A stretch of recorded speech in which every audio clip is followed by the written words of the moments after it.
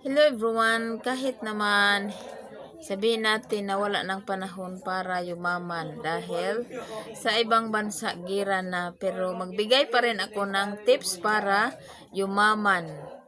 Hashtag get rich tips. Hashtag get rich tips. Ito ang ilang tips: mag-ipon at mag-invest. 2.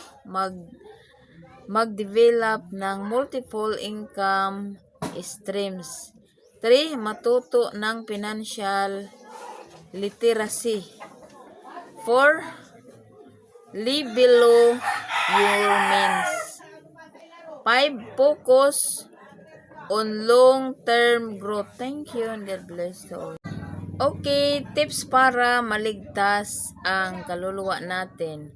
Hashtag spiritual growth. Ito ang ilang tips. Una, magdasal at mag-meditate. 2. Basahin ang Biblia o spiritual text.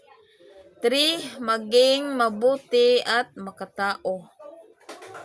4. Maghanap ng community na nakakaangat sa faith. 5. Practice gratitude at forgiveness. Ito yung mga tips para mailigtas ang kaluluwa natin. Okay, tips para maging mabait. Hashtag be kind. Ito ang ilang tips. Una, practice empathy.